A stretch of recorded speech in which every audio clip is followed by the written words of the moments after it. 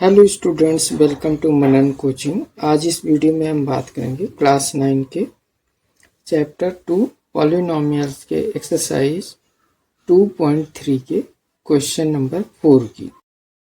Factorise इसका जो first part है 12x² माइनस 7x प्लस 1। अब इस गिवन पॉलिनोमियल का हमें फैक्टर करना है।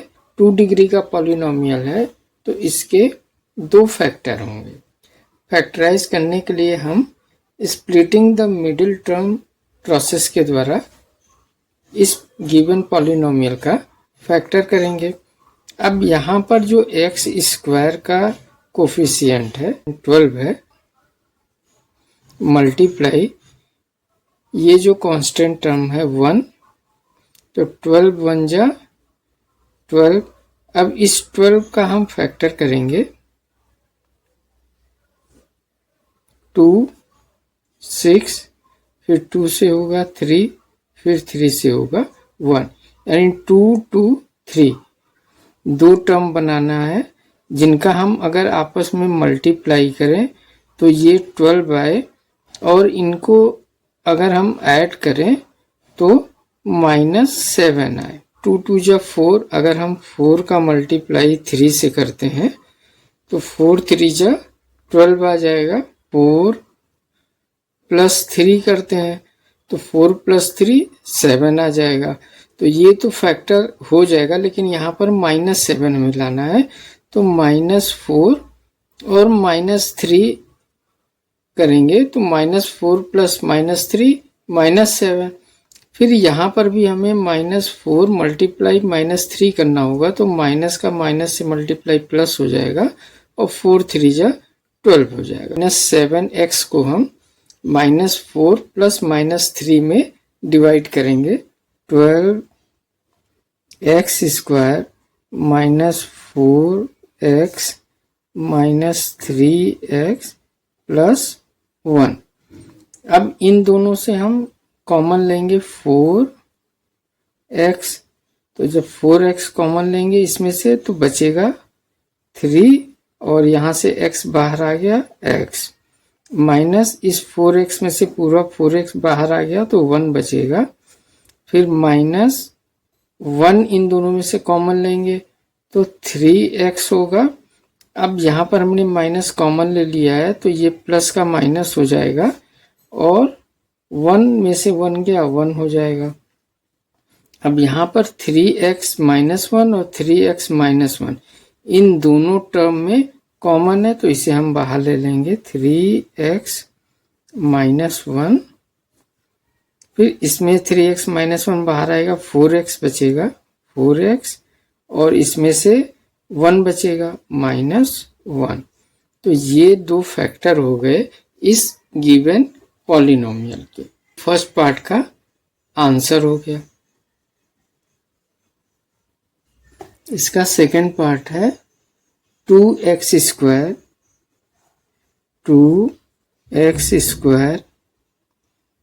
Plus 7x plus 3।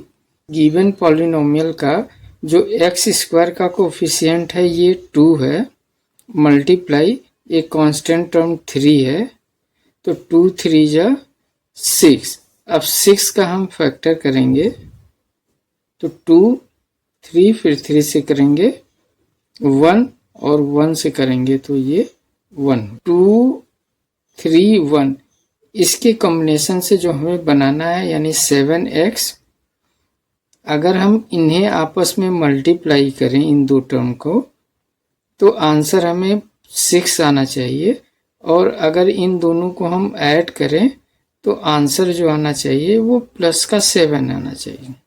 2 3 जा 6 यानी 6, और इधर 1 लेंगे तो 6 1 जा 6, और 6 प्लस 1 करेंगे तो 7 हो जाएगा। इसको हम 2 फैक्टर में 6 और 1 में डिवाइड करेंगे तो ये हो जाएगा 2x² plus 6x plus x plus 3। इन दोनों में से हम 2x कॉमन ले लेंगे, तो 2x कॉमन लेंगे तो यहाँ पे बचेगा x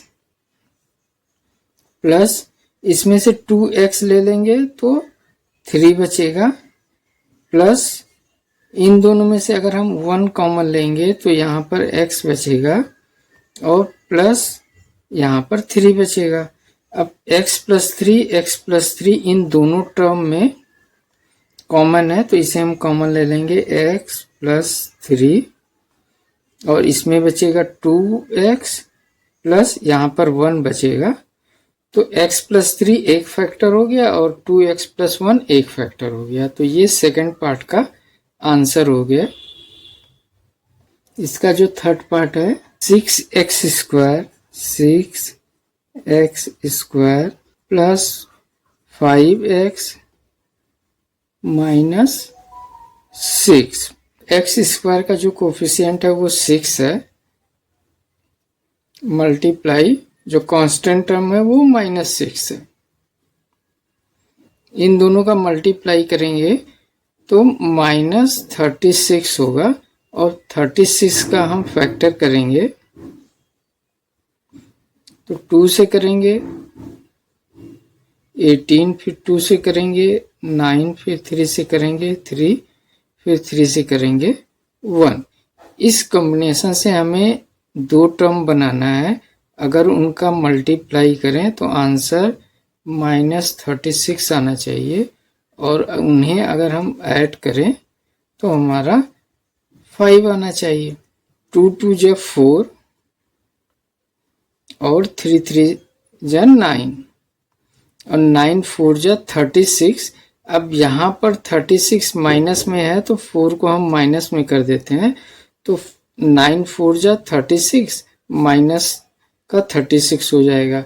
अब यहाँ पर अगर हमें ऐड करना है तो -4 और प्लस का 9 करेंगे तो 4 और 9 के पार्ट में डिवाइड करेंगे तो ये हो जाएगा 6x square plus 9x minus 4x minus 6। अब इन दोनों में हम 3x कॉमन ले लेंगे तो 3x लेंगे तो यहाँ पर बचेगा 2x प्लस इसमें से 3 लेंगे तो 3 और x बाहर आ गया तो यहाँ पर 3 बचेगा। अब माइनस इन दोनों में से हम 2 कॉमन लेंगे तो यहाँ पर बचेगा 2x और इस माइनस की वजह से ये प्लस हो जाएगा और यहाँ बचेगा 3। अब 2x प्लस 3 इन दोनों में टर्म में कॉमन है तो इसे हम बाहर ले लेंगे 2x प्लस 3 और यहाँ पर बचेगा 3x माइनस 2। तब इस गिवन पॉलिनोमियल के ये 2 फैक्टर हो गए तो ये थर्ड पार्ट का आंसर हो गया। फोर्थ पार्ट को देखते हैं 3x square minus x minus 4।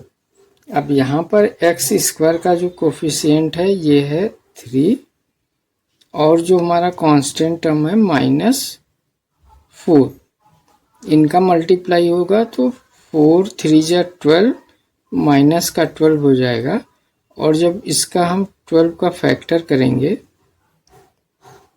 2 6 फिर 2 से डिवाइड करेंगे 3 फिर 3 से 1 यानी 2 2 3 ये हमें 3 फैक्टर इसके मिले। तो इन तीनों के कॉम्बिनेशन में हमें 2 टर्म बनाने हैं कि इनका आपस में मल्टीप्लाई करें तो माइनस का 12 आए और अगर इन दोनों टर्म को आपस में ऐड करें तो हमारा -1 आए। इसे हम 4 और 3 में अगर करते हैं तो 4 का माइनस और 3 4 3 जा 12 -12 हो जाएगा और अगर -4 में हम 3 को ऐड करेंगे तो -1 आ जाएगा।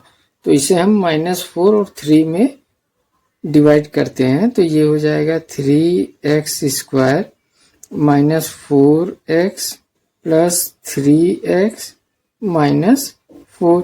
अब इन दोनों में से हम x कॉमन अगर लेते हैं तो यहाँ बचेगा 3x माइनस 4 और यहाँ से अगर हम प्लस 1 कॉमन लेते हैं तो बचेगा 3x माइनस 4।